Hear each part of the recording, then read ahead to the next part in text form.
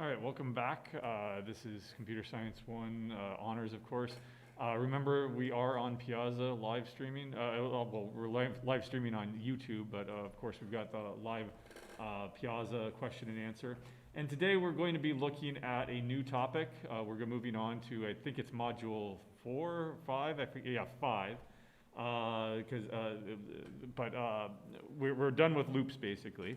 And so we're now going to start looking at functions and methods. Just let me make sure here that the audio is correct. Yep, good. All right, so what is a function? A function, in the context of coding, of course, is a reusable unit of code that may take inputs and may produce an output. Right? And I'll emphasize those words there, may, because you can have a function that doesn't produce output. It's a void function. You can have a function that doesn't take any input. It's a constant function, right? You're already familiar with functions. You've used them several times up till now. For example, main, printf, square root, or in Java, of course, these would each one of these would have a similar thing. Instead of printf, it would be, well, you can use printf, system.out.printf, of course, math.square root, right? So there is a little bit of a difference there. You're also familiar with functions from math, right? F of x, right? In fact, this is where we steal the syntax from math. Because if you want to define a function, you give the function name. In this case, the math function's name is called f, right? It's just a generic function. Or sometimes they call them g or h or something like that. And then you use the parentheses to indicate what the input is. If I were to say that this function is equal to x squared, right? Then what's the input? What's the output? The input here is x, right? The output is, usually we label this as y, which is equal to x squared, right? So there is input, there is output, right? And also in math, you can also have multivariate functions, right? For example, f of x, y, right? And that's going to have a 3D kind of plot where you've got x and y, and then the plot takes you up to z, right? That's the output now. You can also have, f of x, y, and z. Now, at this point, you can no longer, nicely graph these things because it would now graph in the fourth dimension, and we don't have a way of visualizing that. But you can have as many variable inputs as you want. And of course, you can also go f of x where there is no input at all. Right? Think about this as a constant function. F is equal to 5, right? And if you were to graph this, it would just be 5, right? It would be a horizontal line. That'd be a function, right? So very familiar stuff that we are already familiar with, that you've got input and you've got output. And of course, you've already used math functions like square root, sine, etc. So you're already familiar with how to use them. Why do we use them, though? Functions facilitate code reuse, right? You don't have to copy pasta chunks of code, right? Instead, you put them into a function and then call or invoke the function. So the act of calling a function is called calling a function or invoking that function. And so you see this all the time. Why should I have to write, yesterday when you did the Taylor series for sine, imagine that you wanted to compute the sine, 5 different times. Well, would you cut and paste that chunk of code that did that for loop 5 times? No, you take that and you put it into a function and then you call the function, right? It facilitates code reuse.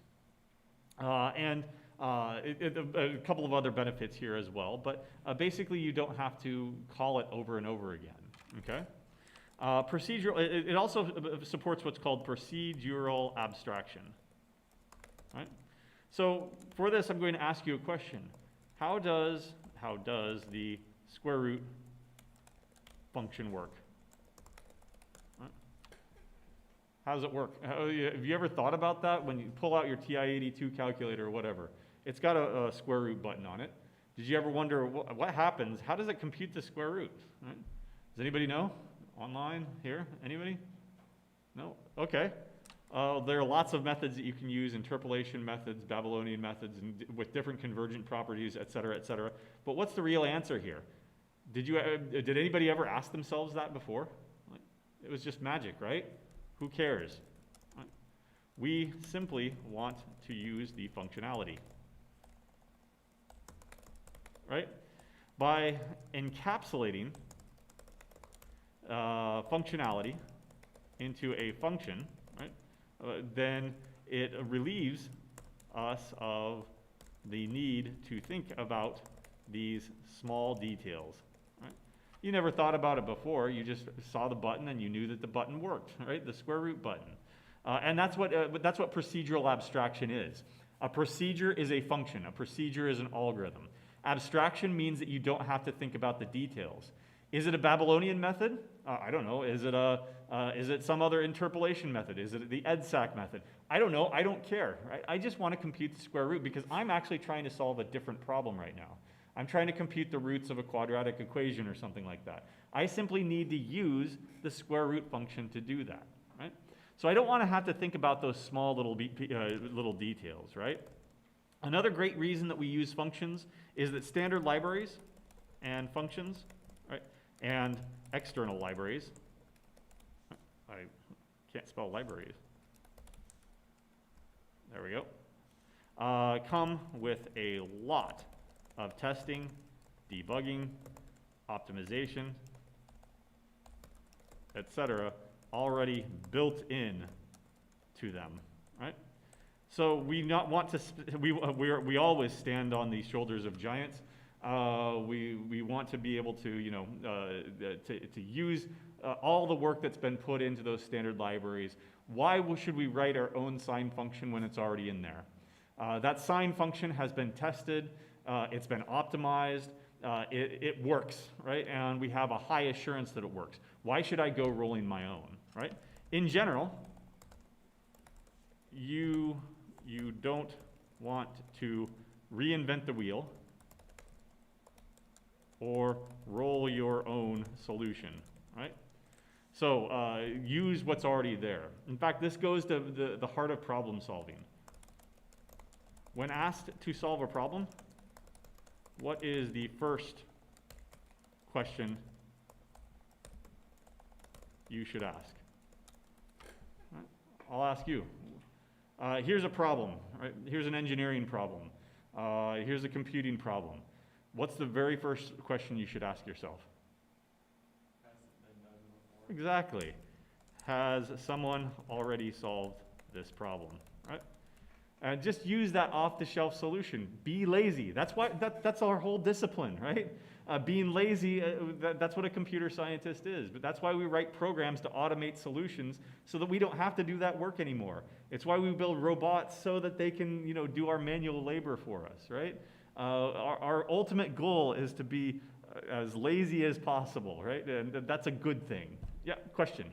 Well, how do you know, like, if you want to look up, like, is there a function for this? Google is your friend. Oh, DuckDuckGo is your friend, right? Well, how do you determine, like, whether that's cheating or not? It's never cheating to use a standard library function, in this class at least. In the real world, it's cheating if you steal some other people's code that they have a copyright on. That puts you in a legal position, right? A legally questionable position where you could be sued or something like that. But in general, in the real world, if it's released under a GPL license or a general public license where you're free to use this, but at the same time, that legal license is protecting them. So you're free to use this. If it breaks and costs you money, you can't sue us because you agreed by using the software that we're not responsible, that we gave it away for free. It's on you whether or not it's right or wrong, right? So in the real world, there are legal issues, and I'm not a lawyer, but developers do have to be a bit of a lawyer to understand that kind of stuff. In this class, using any standard library function is never cheating, right? Usually, though, you can't directly use it, so what you need to do is often you need to either or adapt those off-the-shelf solutions, right? Whenever, I mean, this happens in engineering all the time. If you're building a new product and that product needs a motor, you don't then go, okay, well, before we build this product, we need to create a motor. We need to design and implement a motor. No, you use one off the shelf, right? You come up with a bunch of specs and say that this motor has to have this much torque, it has to run off electricity, whatever, and based on those specifications, you look for an available motor, and then you buy them in bulk on Alibaba or something, right? And then you can get 10,000 motors for 30 cents each or something, right? All right, so that's the whole reason that we like functions. We like to organize our code into reusable units. Ultimately, those collections of units are organized into libraries, right? So let's go ahead and start off by talking about functions in C. As with variables, functions must be declared before you can use them. In C, you declare a function by using what's called a prototype. And this is kind of like a prototype in the first build of something as a proof of concept, and then you refine that prototype. But it's not exactly the same meaning, but that's where the term is taken from, of course. A prototype declares a function's what's called signature. And a signature, just like in real life, if I sign something, I'm identifying it, right? I'm identifying myself. And so we need a way of identifying a function. Each one of these, it basically comes with three parts. First of all, you define the return type, right? That is the type of variable that the function returns, right? A double, an integer, or maybe in some cases, if none, then it is a void function, right? Void, what is a void? Not exactly an abyss. You stare at the abyss stares at you. You stare at the void doesn't stare at you, I guess. The void is nothing, right? There are lots of ways of expressing nothing in programming languages. Zero is nothing. Null is nothing. Void is another type of nothing, right? So there are different types of nothing here, right? Just like there are different types of infinity in mathematics. Yeah? What's the use of having a function that has nothing in it? It's not, there's nothing, not necessarily nothing in it. It's just that it doesn't return anything, right? So if I want to say print a welcome message, right? And it's a long, big paragraph, I'll put that into a function, and that's a void function. If I just want to print that message out, then that's all it does, right? It's like a constant function, 5, right? It takes no input. Well, that's a little bit different. That takes no input. This one, void functions give no output, right? So It doesn't replace the phrase with anything. No. I mean, it doesn't. It might do something. It's just that it's not going to return anything back to you. Right? The second part of it is its identifier, the function's name, or identifier. Right? Just like sine is identified with sin, not sine. That's its name. A square root, we don't write that out. We write out sqrt. Right? Those are the function's names. And finally, the number, also called the arity, and type of the function's inputs, called parameters or arguments. Right? So we're going to go through an example here, but the very first thing that we do with every single function, at least in C, is that we also need to document functions. Right? In general, every function should be documented, and its documentation should be attached to the prototype. Okay? You should use doc-style commenting, just like I've been, trying to push. We're not going to grade on that, of course. If you want to use something else, that's fine. But you should really get into the habit of using doc-style commenting. So what I want to do is, I don't know, the example that I did yesterday was a rounding function. Yeah, let's go ahead and do that again. All right. So I'm going to go ahead and go into C mode here. Right. So let me go ahead and describe what I'm going to try to do here. Right. This function rounds the given value, assumed to be a, let me go to the next line. I need to give myself some more room here. Sorry, just a second, bear with me. There we go. Assumed to be a currency value, a dollar value, and rounds it to the nearest cent. Right. I'll go to the next line there. Right.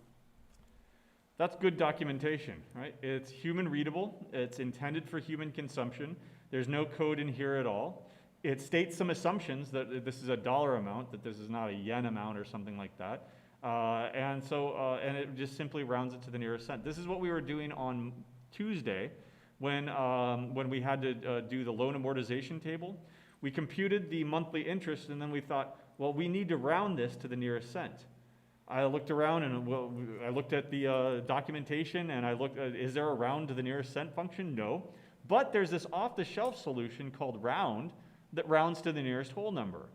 How can we adapt that? By multiplying by 100 to shift it over, rounding it, and then shifting it back. Right? And we were able to use an off-the-shelf solution so that we didn't have to write our own, fully write our own from scratch round function. What I want to do now is I want to take that functionality that we developed last time, and I want to put it into a reusable function. Because we actually did it several times, right? We rounded the monthly payment. We rounded the monthly interest. We rounded the new balance each time. Anytime that you find yourself doing something more than twice or more, that is a huge red flag that should be going off. Put this into a function, right? Because you don't want to repeat yourself. The DRY principle, don't repeat yourself. In fact, that's good. I meant to put that up here. Let's go ahead and put that up here as a to define this. Instead, you put it into a function so that you can call the function. Up here, I'm going to put in the dry principle. Right? Don't repeat yourself. Right? So that's why we write functions. Don't repeat yourself. Don't write code over and over and over again. Right? All right, so to come back down here, now we've got our documentation. Help me write this function. Just the signature for now. Okay? Remember that we're only doing the prototype. We're declaring that there's this function. We need its return type, we need its identifier, and we need its inputs. So what should the return type be here? If I'm going to round $190.23.5 up to $190.24, then what kind of variable should I be returning back to you if you call me the function? A double, okay. There's the return type, right? That's not the return value, it's the type. It's a floating point number instead of an integer, right? So, double. What should I call this function? Should I call it round? No, why? There's already a round function in the standard math library. That would lead to a conflict in the naming convention, or in the names. It's called, in C, you cannot do that. Once a function has been named round, there can only ever be one function named round. That's why, remember, we talked about the absolute value really quickly. There's abs, fabs, labs, lolabs. Why do we have so many functions that all do the same thing? It's because you need to operate on integers and doubles and floats and whatever else you might want to operate on. You can't have functions with the same name. You can't just have absolute abs for everything. You need to give them all different names. Likewise, here, we should not reuse the same name. So what should I call this?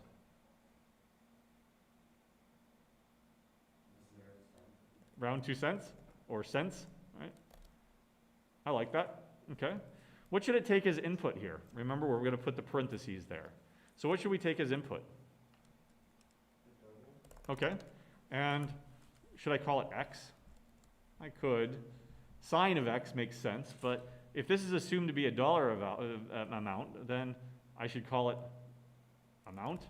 Right? I could call it dollars. I could call it whatever else is descriptive of it. Right? X is kind of too generic. And finally, I end it with a semicolon here. Right? So some observations. observations, right?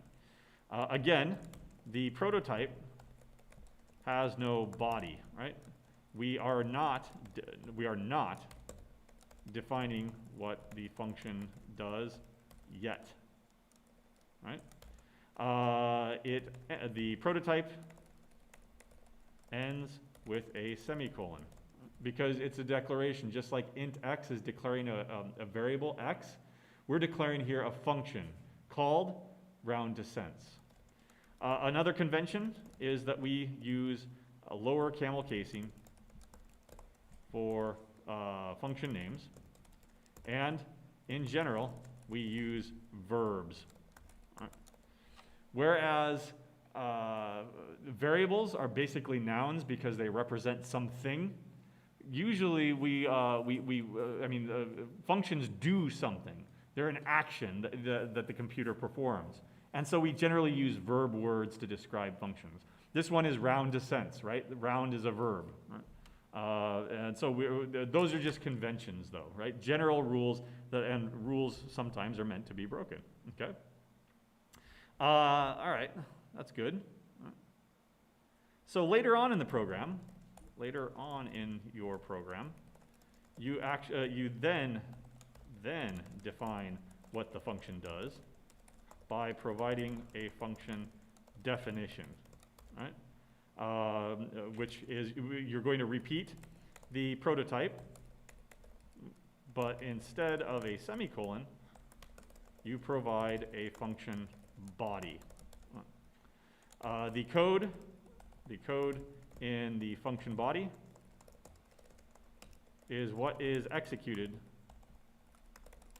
when the function is called or invoked, okay?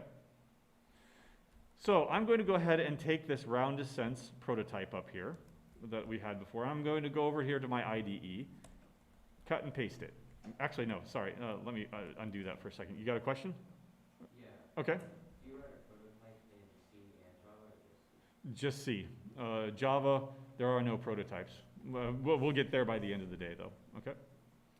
All right. So later on, you repeat the prototype. So I am going to do a quick, dirty cut and paste here, and I'm going to put it down here. But instead of that semicolon, I am going to put an opening curly bracket and a closing curly bracket. This is now the function body. Help me write this function.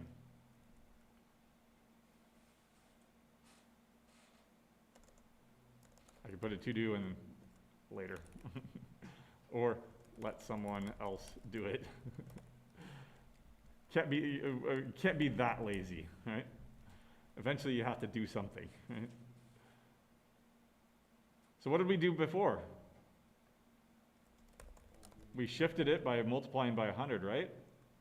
And then we divided by 100 after we rounded it. Right? So I am using this other function over here called round. Where is that located? In the math library, right? Or maybe it's in the standard library, I forget. Right?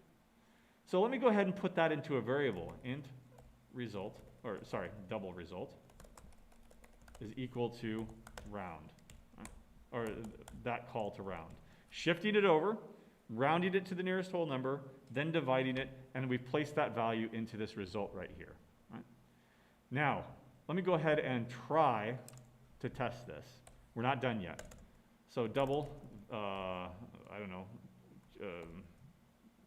value, $123.46, right? There, 1, 2, 3, 4, 5, 6. There we go. So if I want to round to cents, what would you expect this to come out as? $123.46. Okay. Let's go ahead and try it. Round to cents, val. This is how I invoke the function, just like you've been doing every day up until this point. You invoke printf, you invoke sine, right? All you do is provide the function's name, the identifier, and provide any inputs, capturing the output if it actually indeed does return something. So let's go ahead and printf. This value will go ahead and be rounded to this value and the line, so value and rounded. And let's go ahead and test this out, demo.c. Right. Okay. What's wrong? Start up here. Implicit declaration of round descents. This sounds familiar. We've seen this before, right? You've seen this error message before. When you forget the -lm, it says implicit definition, or what are you talking about when, for example, I use printf here, and then I don't have the standard input-output library. Let me go ahead and try this again and show you that you get the exact same error message as before, but with printf, right? Implicit declaration of printf. Right? Why? Because I'm not including the input-output library. Only once you've declared a function, in this case I'm including a header file with the declarations, with the prototypes, does that error message go away. So what do you think that means in the context of our round descents here?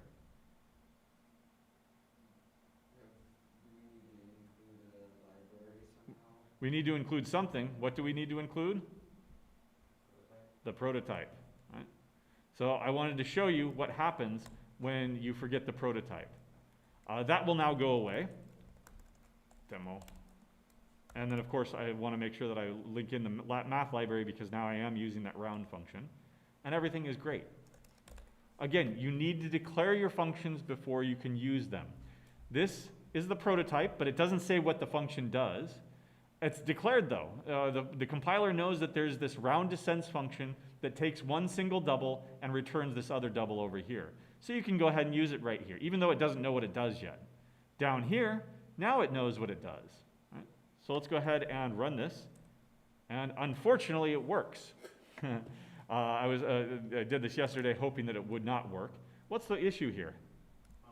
You have to include the prototype in a specific place. Like It just has to be before you ever use it, right? Just like any old variable. Fortunately, there are some scoping issues as far as declaring a function. Generally, functions are going to have global scope. Everybody knows about the round function. Everybody knows about the sine function, as long as you include that header file. That just means, so it does lead to a problem where if you bring in an external library that finds a function foo, and another external library, you want to use both of those in your program, but it also defines a function foo, now you've got a problem, right? You've got a conflicting definition of foo in two different libraries. It's called polluting the namespace. You've polluted the namespace by bringing in the first one. How are you going to resolve this conflict? And then you have to do some extra work. I mean, it's fixable, but it goes beyond the scope of today, at the very least, and this course, actually. But you do want to be careful with your naming conventions. You don't want to pollute the namespace too much, right? But there are ways to scope down by making them static. It's not the same static as in Java, but you can make functions static and you can control the scope of the function itself. All of our functions will be global in scope, though. Right? But there is a problem here, and it will be very, very apparent when I take my own advice and start using the wall flag. Do you see what it is immediately, though, without that? What? it's not returning the result. Exactly. There is no return statement. This is not a void function. It needs to return something, right? When I ran it up here, that was just the compiler,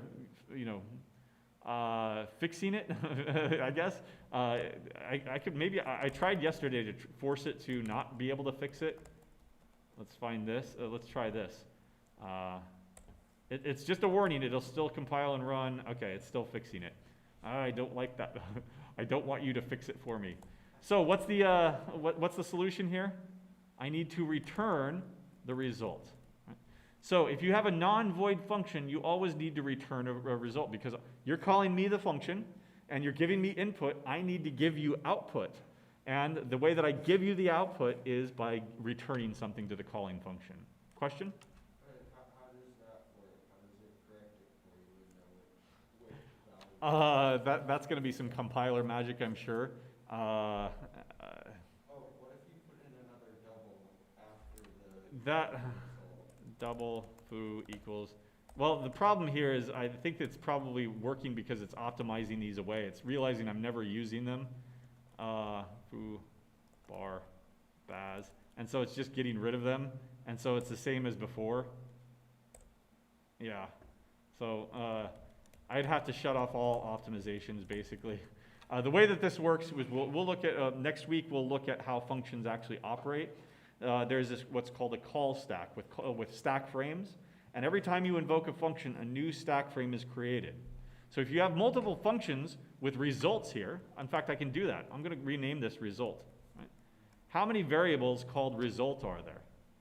There are 2, right? There's one right here that is local to the main. There's one right here that is local to the round ascents. This is not the same as this up here, okay? So some observations now that we've done this. In fact, I'm going to make sure that I got this in the notes for you. There we go. So additional observations. You return a value to the calling function by using a return statement, right? And whatever you're returning, I'm returning this result. You can only ever return one thing, right? Why? What is a function? So, is a circle a function? Think mathematics now. Is a circle a function? Is it? Careful, why? There's this test that you can do to say this is not a function. Do you remember that? The vertical line test. If you can draw a vertical line and it has 2 outputs, that's not a function, right? And in coding, same thing. You can only ever return one type. Now, there are languages that kind of support returning multiple values, like Python, but all it's doing is creating a tuple. It's taking these 3 values that it wants to return, it's wrapping them up into one tuple, and then giving you this tuple back. That's not supported in either Java or C, so don't worry about it, all right? But you have a return statement. Any variables declared inside a function are local variables, right? And only exist inside that function. They have a local scope, right? Remember the scoping of variables, that if you look through a scope, that's the only part of the code where they actually exist. And so if you declare a variable inside of a function here, this is the only place that it actually exists. You can reuse variable names in different functions, just like I did here. Here's a result, here's a result. Those are not the same variables, right? But of course, you can't declare 2 variables, right, in the same function, because now you've got a conflict, right? Okay? Any questions online? Nope. Okay. Good number of watching too, 15. Let us know if you have any questions online there. All right. So let's see. And of course, a function definition does not have a semicolon. Right? Okay, that's good. Anything else? Let's do the same thing in Java now. Functions in Java, right? So technically, right, functions in Java are called methods, right? You will see me going back and forth using these 2 words interchangeably, and that's perfectly fine. The technical definition is that a function is a thing that exists by itself. A method is a function that exists as part of a class, right? And that's why in Java, everything is a class or belongs to a class. And so that's why we name them methods in Java. It's just a technicality, don't worry about it, right? In Java, everything is a class or belongs to a class. Therefore, functions that belong to a class are fancily called methods, right? All right, yep. So for now, we'll only use static function methods, right? There, I already caught myself.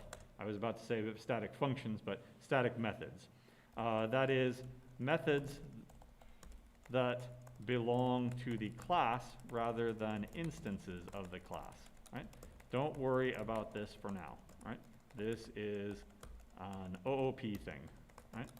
We'll get to object-oriented programming towards the end of the semester when we look at structures and, again, revisit classes. But for now, just understand that you can invoke it, specially, right? For now, the important thing is how to invoke a function in Java. All right, okay, sorry, method in Java, right? You use the class name plus a dot plus the name of the function, right? Just like you've been doing up till now. How do you invoke the square root function? Math.sqrt, right? That math is the name of the class in the function belongs to. So it's not like C where you can just go square root because there are no classes in C. All the functions have global scope like we talked about before, but in Java they don't have global scope. They belong to a particular class. In this case, it belongs to the math class, okay? All right, let's go ahead and go over here to Java, and I'm going to create another class over here, and I'm going to call it, I don't know, what were we doing before? Round utils. Utils, short for utilities. Right? And note here that I am following the convention that class names are upper camel-cased. Now, within this class, you can put as many functions as you want. Public, static, I'm just going to steal this code over here, round descents, and we'll see how very little we have to adapt this. Right? Exact same thing. No prototypes, of course, but, and I've just put a public static in front of it. Same return type, same conventions and rules for the identifier of the function, same rules for the parameters. Opening curly bracket, closing curly bracket. The only difference here is internally I was using round before. Where's the round function in Java? Math dot. And we're done. Right? Virtually the same thing. The only thing is that we have these two additional keywords here. Static, again, we're going to make it part of the class for now. Just don't worry about it yet. Public, so that everybody can see it. If you don't put that there, if you put it as private, now you can't use it outside the class. Right? And we'll see see that here in a second. Yeah, go ahead. Don't you have to put the math class and the function? No, the math class is part of java.lang, and everything in java.lang is automatically loaded for you. So, I mean, you could put it up here, but it's superfluous. Import java.lang.math. There. But it's already being brought in as part of the language. Anything that's part of the language, like the math class, is already brought in automatically. Okay? Now, I'm going to go ahead and take this testing code over here and put it into a main over here. There we go. I have to change this to, of course, system.out.printf.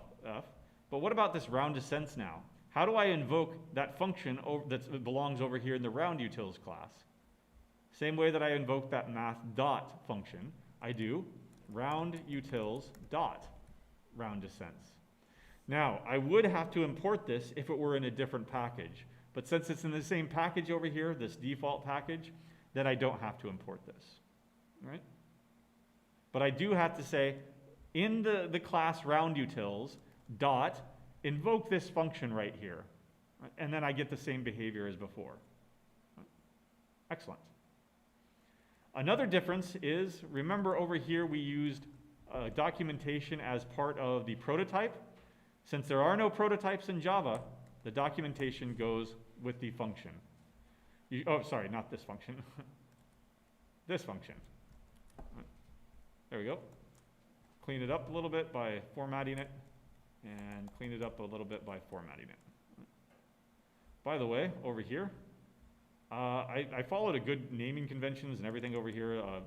I don't know. Let's find out. Say that I didn't. Say no indentation, no indentation, no indentation. Right? I think I put this. Did I put this on a post on Piazza of this tool called A-style? Yes? No? Okay. Then let me do it now. So A-style is artistic style. It takes your code, just like over here, if I don't have very good white space over here, white space usage, no indentation here at all. In Eclipse, you can always go Shift Command F if you're on Mac, and it'll automatically reformat it so that it's all consistent. There's no way to do that over here in the editor, but you can do it from the command line. And there, magic. A style demo.c. You see that it's all now fixed. Well, it's not going to fix this doc style comments, but so it's not a full 100% solution, but it's at least a half solution. Right? And A style stands for artistic style, multi-language indentation and reformatting filters. A style, what is this? Artistic style. That's it. Right. So there's another tip, right? Okay. So here, let me go over here and note down what we've done so far. Right? Here's, I'll put this example over here in the notes for you. Java. There we go. There's an example. And then, as we observed, elsewhere in the code, you invoke or call your function using the class name. Right? So round utils dot round 2 cents, right? And then putting in whatever you need. Right? Another observation here is that the public keyword means that any other piece of code can see and therefore use your function or method, right? Alternatives, you can make it private, right? And if it's private, then only the class can see it. Right? And again, I'll put that in quotes there, see it. You have protected, which is, again, this is an object-oriented programming thing. Don't worry about it yet. Only the class and subclasses can see it. Right? Otherwise, you can have nothing, right? The absence, is that how you spell absence? Oh, there, that's still not right. Of a keyword is package protected. Only other classes in the same package can see it. Right. All right, I don't have a spell checker here, but all right. So let me show you that. If it's private, guess what? Now I've got a problem over here in demo. It can't see it. In fact, it says the method round descents from the type round utils is not visible. Right? It's not. It can't even see it because it's private. If I make this into protected, now it can see it because it's in the same package. If I left that off entirely, it can still see it because demo is in the same package. If I move demo over here, if I try to do this over in decibel, right? Let me go ahead and just cut and paste this stuff over in decibel. It's not going to see it. It has no idea where it is because over here in round utils, it is package protected. Decibels is in a different package up here. Okay? So just a small technical detail that we can kind of gloss over, but you should understand that there are implications here and that later on it will matter. All right? Okay, great. So some other issues. Right? A method or function that, in both languages here, that doesn't return anything is a void function. Right? You can make the return type void, indicating that it does not return anything. In fact, that's what you should do, right?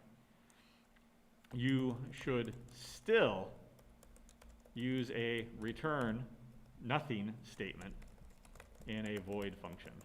Right? It's just best practice, okay? A function that takes no input it's not called a void function, but it's just called a constant function. You can also use the void keyword but probably should not, right? For example, the following are both valid: int foo void and int foo with nothing typed, right? This is preferred. There are some technical details there as far as C is concerned. As far as Java is concerned, there's not. Let's go ahead and just put an example in here. Int foo void. Right? It's not even going to let me do that. Void, why are you writing that? I know what a void is. Void is nothing, right? Public static, of course. Public static. Oh, a void, and then public. Can't type today, sorry. Public void, and then return nothing. That's that's the most useless function you can have. No input, no output, and it doesn't do anything, right? If you tried to put void here again, it's not going to let you do that. In C, that's perfectly fine. There's a slightly different meaning to it, but don't worry about it. Right? Yeah. What's the purpose of having a function with no input? Well, again, you can do stuff like I don't know, load a file, right? Contents, and without returning it, and store it in a class variable. You could print a message, print a welcome message, right? That doesn't require you to return anything or give me anything, right? So, very limited, I agree, and not that useful, but you can come up with some use cases for it. So it's like a copy-paste? Say what? So it's like a copy-paste problem? You could, yeah, you could look at it like that. Again, very, very limited. I would never have cause to have like a void function with no inputs, no outputs. Very, very rarely would you do that, but you can. Okay. Another issue that you should be aware of that I've already briefly touched upon is function overloading. Right? And this is a big difference, one of the big differences between the two languages. In C, to compute the absolute value, you can use abs, fabs, labs, lalabs, etc. Right? Those functions each take a different type and return a different type. Right? In C, you can only have one function with a particular name. Right? C has no what's called function overloading. Right? What is function overloading? Loading is where you can have one or more than one with the more than one function with the same name, identifier, right? As long as it takes different numbers or different arguments. I'll just say that. Okay. Function. There we go. Java supports this. There are 3 absolute value functions in the math library, but they all have the same name, abs. Right? There is no fabs, there is no labs, etc. I'll show it to you. Let's see. Well, I'm going to pull it up as a web page here instead. Math, or Java math. We'll just pull up standard documentation, old school Java 7 here. Absolute value right there. The first 3, very convenient. 3 functions, all of them are named abs. They are different functions, they're different methods. One of them takes a double, another takes a float, another takes an integer. They return the same type that they take. But there are indeed 3 different versions of this function. They all have the same name though. Much easier rather than doing fabs, labs, or whatever else you need to do, right? But in C, you don't have that because C does not have this nice thing called function overloading. Right? The way that it works is in Java, the compiler is smart enough to figure out at compile time which function you meant to call, right? Not that C compilers are dumb, it's just that the C language has a different design to it, right? It doesn't allow that.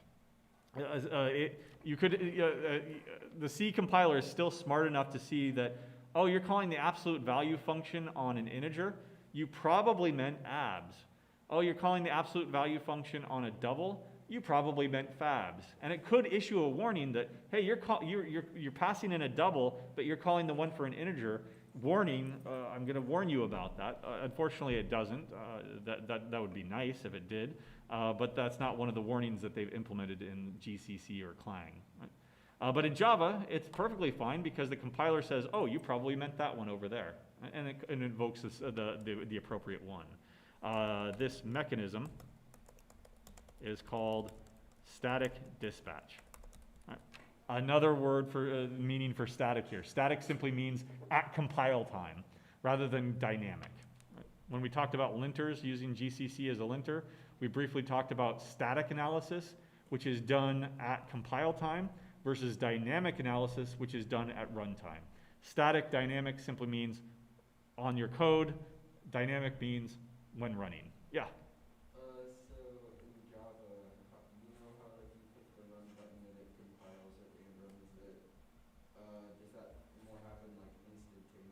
It's always compiling in the background. Like, it's just compiled in the background.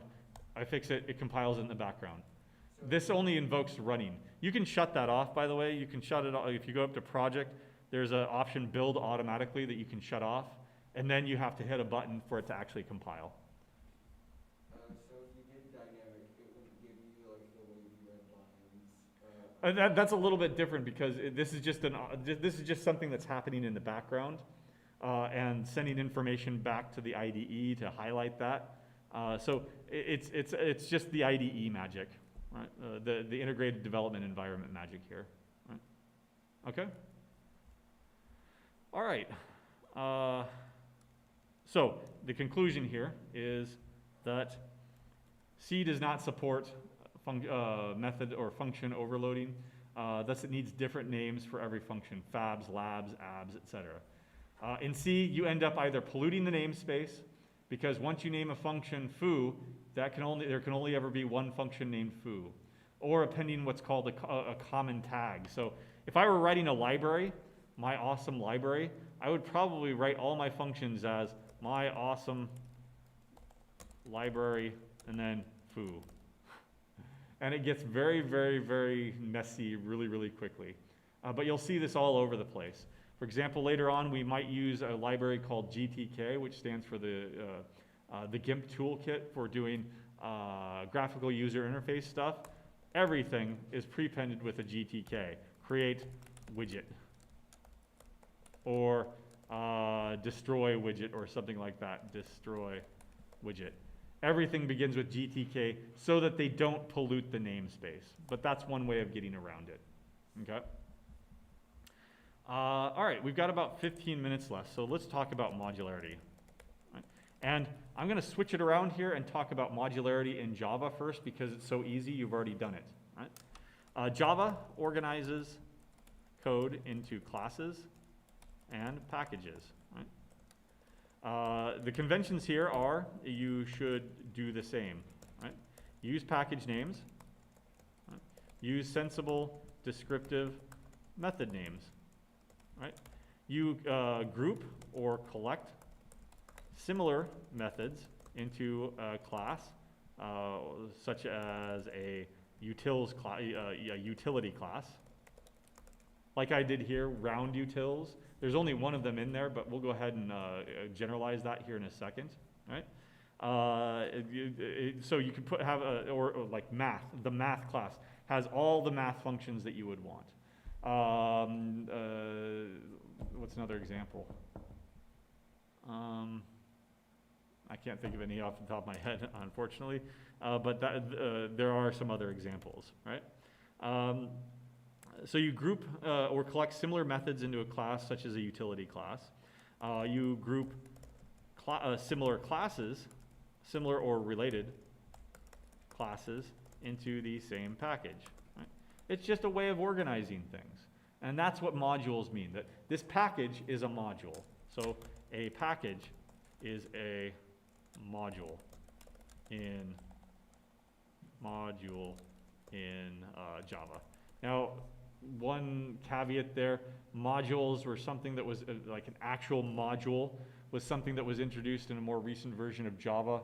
And it's like a compiling module that you want to say that, don't worry about it, right?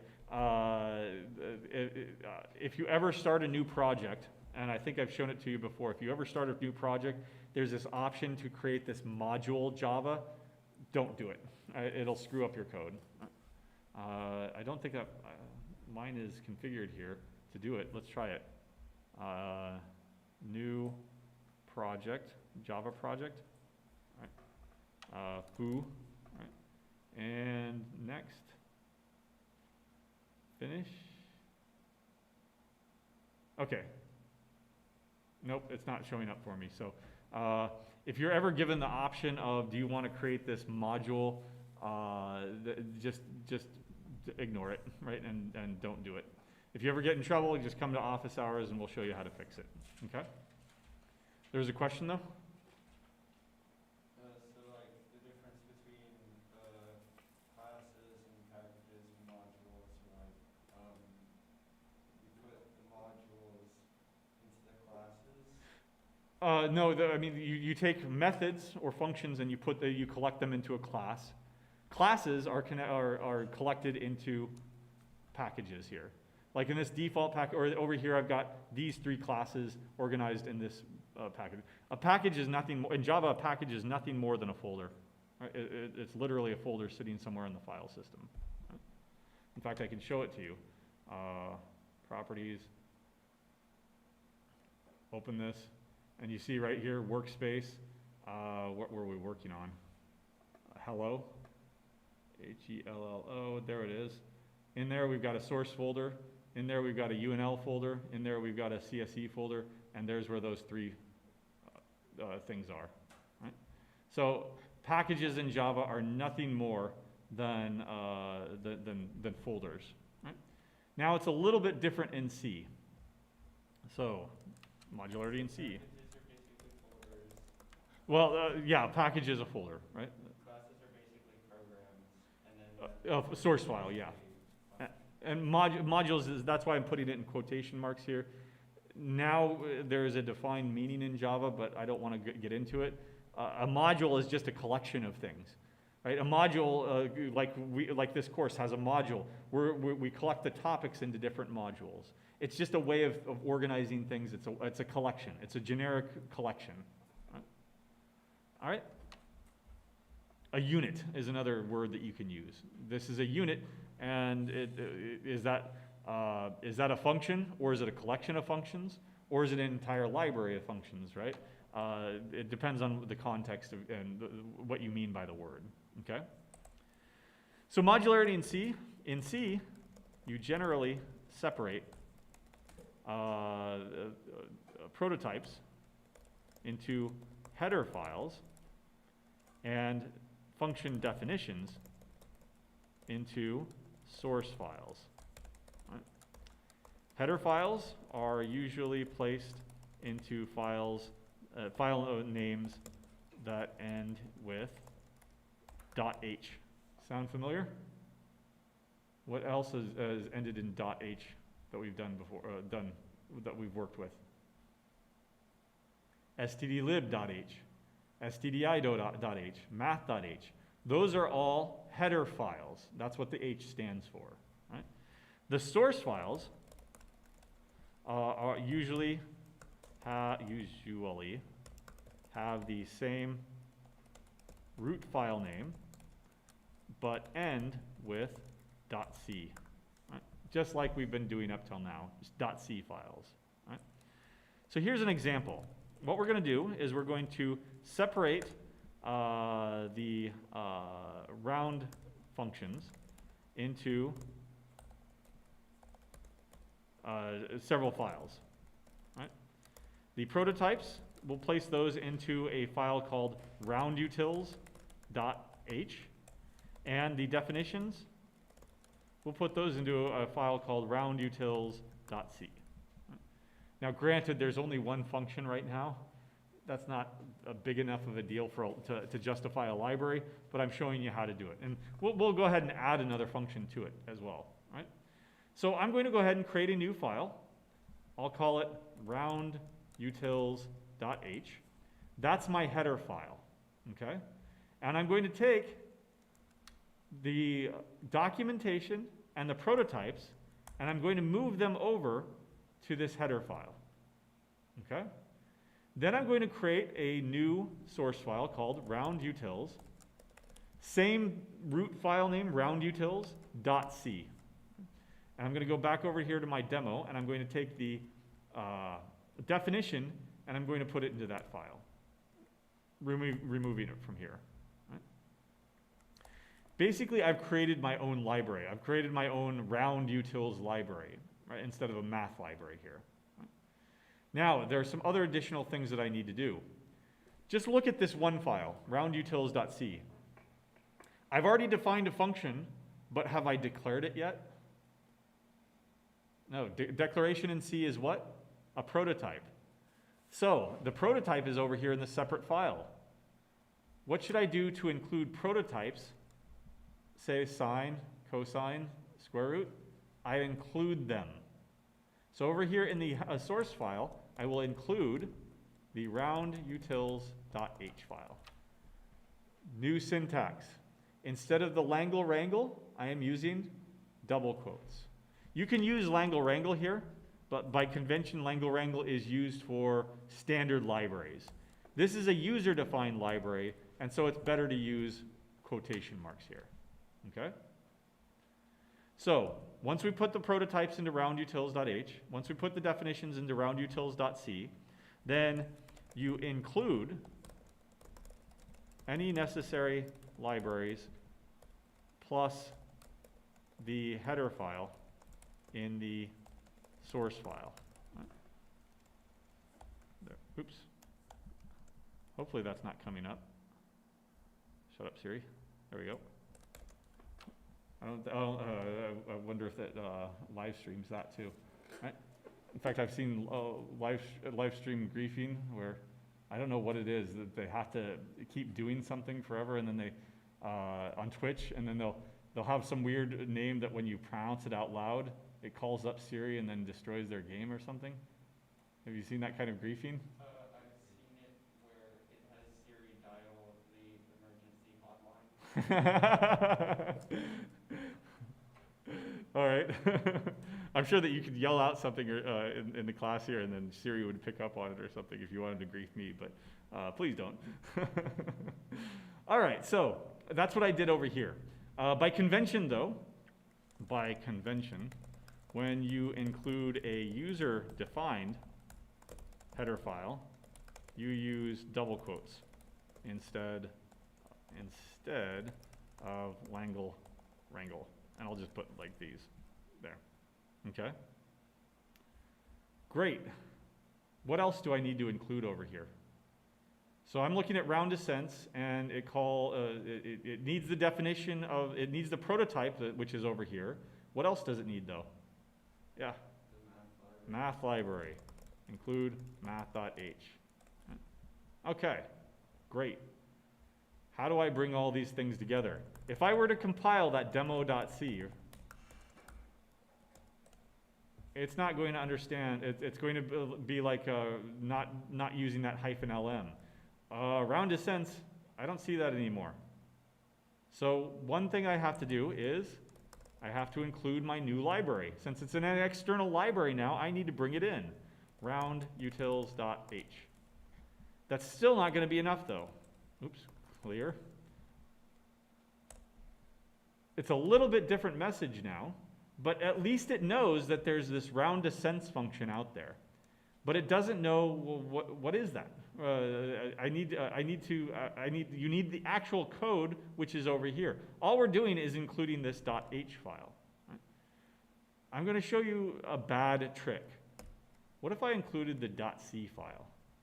This will work, but it will not, it'll work. But this is not how you do it. Do not do it like this. Only ever include H files. And I'm going to show you why here in 1 second. What if I included, oh, okay, there we go. What if I included a .c file here? Ugh. We'll find out by the end of in the next few minutes here. There we go. It's running slow. Hopefully, come on.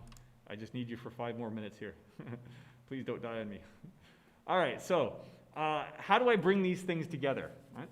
Well, do you remember at the very beginning, the first week, I showed you how to compile without producing an executable file? GCC-C, compile without linking my roundutils.c file. That produces this .o file over here. Do you remember what O stands for? Object, right? File roundutils.o. Right? It's an object file. Somewhere sitting on the system, there's a math.o or a math.so file that somebody has already compiled the math library so that when I bring it in using -lm, it compiles everything with it. Right? Sorry, I should check this out. I think it's there. That's a little bit better, right? For the streaming, sorry. I just needed to bring it up a little bit, right? So I did the same thing here with this roundutils.o file. Now I can bring them all together. GCC roundutils.o. This is basically like using -lm, link in the math library.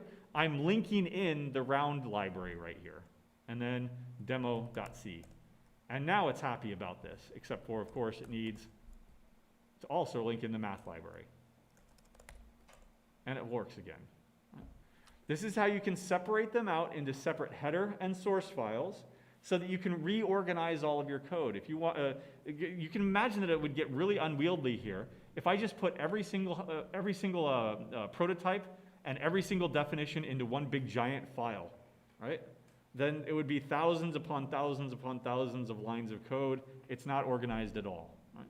This is how you separate things into modular and modules, and ultimately how you achieve modularity in both in C. Right? All right. So to review, to compile the roundutils.c file library. Right, it is a library now.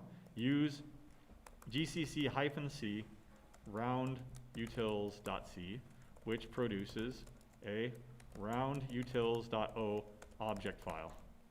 Right. To compile and link your full program, you can use gcc roundutils.o and then demo.c is what we were using. Okay. Questions on this? Otherwise, we'll get a lot more practice here on Tuesday when we review this. And of course, your next couple of labs will have you be writing modular code. No? Okay. Yeah. Say what? That just seems like a lot. It is, but you know, I myself don't remember GDB commands. So what I do, I mean, you have these cheat sheets, right? Gdb Cheat Sheet. Right? And eventually, what you do is you take this cheat sheet and you print it out and you put it up next to your desk. And every time you need to think about something, how do I do this? How do I do this? You have the cheat sheet right there, right? And then eventually, once you start using it on a daily basis, once you get used to it, you find, oh, I don't need that cheat sheet anymore. Throw that away, learn something new, right? So lots to remember, yeah, but you don't have to remember it, right? This is not a memorization class where it's going to be a closed book, closed note. By the way, what was step 3 of the compiling process on day 4, right? No, not at all. In fact, this stuff is, nobody remembers this stuff. If you have a complicated enough of a project, you put things into what's called a make file. If you're trying to compile hundreds of different files, you don't sit there and you type it over and over and over again.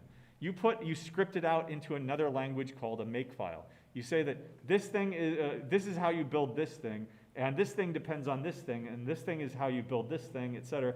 You define that and you put it into a file so that when you do go to compile, you hit one button and the scripting takes care of all for you. In fact, there are entire jobs, the deployment engineers or continuous integration engineers whose job is nothing more than writing scripts to compile and deploy code. They never write any code. They just write scripts that compiles code. Right? DevOps is what they're usually called nowadays. Right? So no memorization at all. Eventually, when you get it, as you start to use things on a daily basis, it just becomes second nature, and you automatically have the memorization. But certainly, you would never be required to remember anything. Always go to the notes. Always have notes. Always have cheat sheets. Right? Okay? Have a good week. Oh, one follow-up here. Are we going to go over makefiles? Not explicitly. We do provide makefiles. There is like an advanced activity in one of the labs that we introduce you, or we give you a tutorial and say, now make your own makefile if you choose to do that. The equivalent in Java, by the way, is either Ant or Maven. Those are scripting languages or frameworks that you can also build stuff out of. And the Java version of that lab would also have a tutorial on that. All right, then have a good weekend.